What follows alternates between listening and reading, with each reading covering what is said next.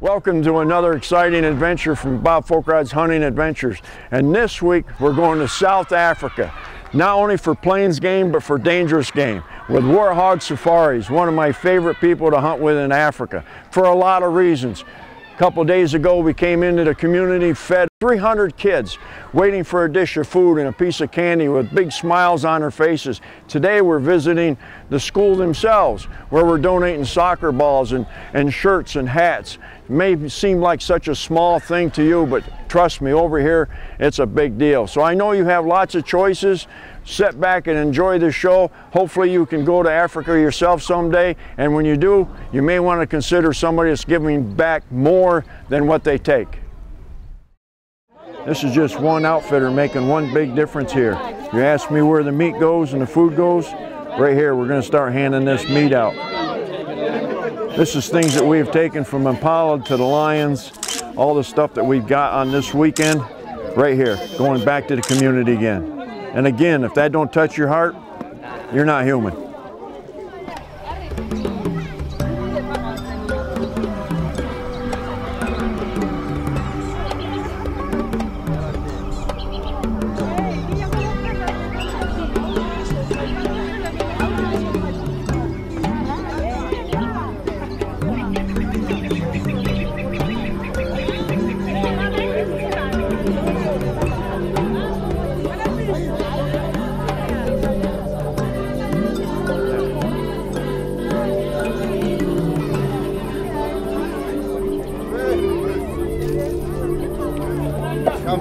Well, Mr. Bob, as I said, I guess we're done. Very good. I've been to Warthog safaris many times. People always ask, this is something they've been doing for years. It's coming into the community, but you as the public always ask me, where does the meat go?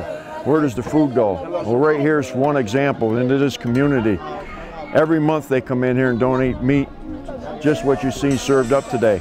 And one species, just one lion alone, creates over $100,000. We've got two other lion hunters that have also hunted with Warthog Safari. Has $300,000 goes back into the community. From airplane tickets to buying ammo to Warthog coming into the United States and selling hunts, the ripple effect coming back across. It's unbelievable what one species can create through conservation and hunting. And my question to you, again, as the public, what have you done? Where has your conservation dollars gone? Have you fed one person? Have you contributed anything back into it again?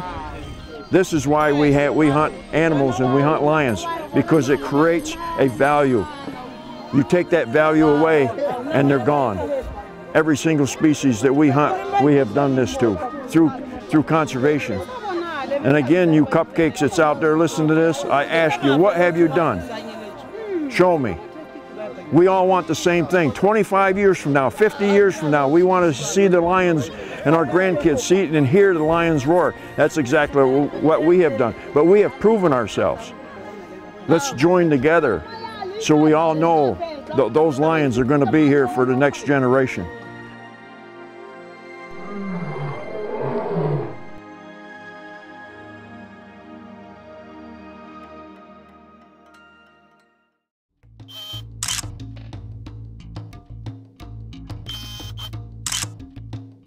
As you see, Warthog Safaris is getting ready to go to the school here soon, where they're providing not only food, but also candy and some hats and shirts for them. And we got some volleyballs, or I'm always saying volleyballs, but they're actually soccer balls. I don't know why I keep saying that, but we do. You know, so one of the questions we always get, who benefits by hunters and conservation coming into a hunting camp? Everybody. It's a ripple effect. Give me a breakdown of what we're doing. Well, we've been for the last couple of years providing food and candy and stuff for the school close by. There's about 315 kids in the school, and we give them a cooked meal, we give them clothes, we give them candy, because this is something they usually don't get.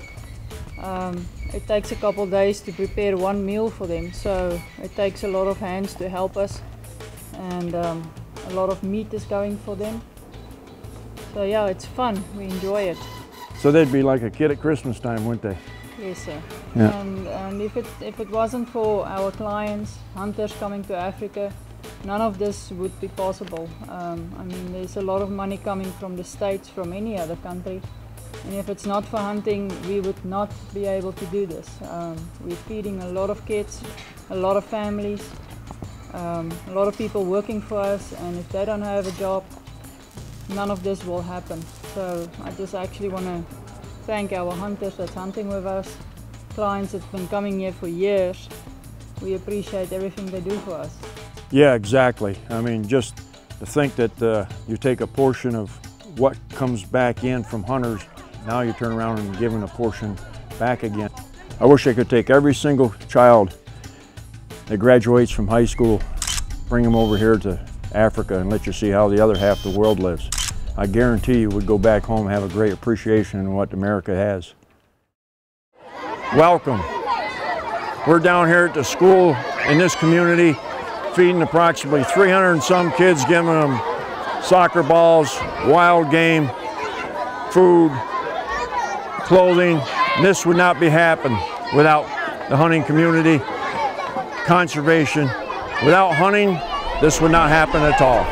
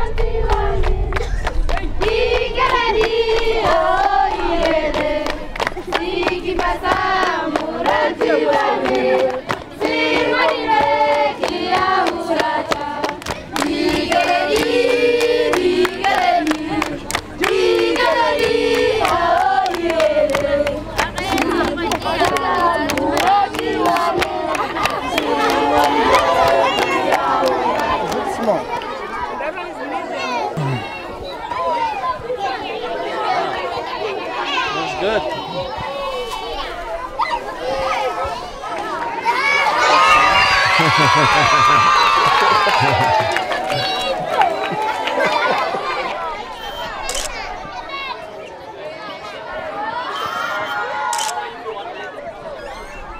This is what we got this week. An impala we brought back for the community. Yeah. Without hunting, conservation, this wouldn't be possible.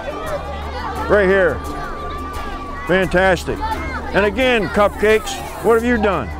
Yes, I killed this animal and I brought it into the community. You always ask me where the meat goes. Well, right here's where it goes. All this food, giving back.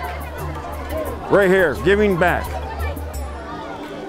On behalf of Warthog Safari and myself, Bob Foulkrod's Hunting Adventure, it's an honor to be here. Thanks for everything. Thank you very much. It's a pleasure to meet you. Sir, yes, sir. Thanks very much. Yeah.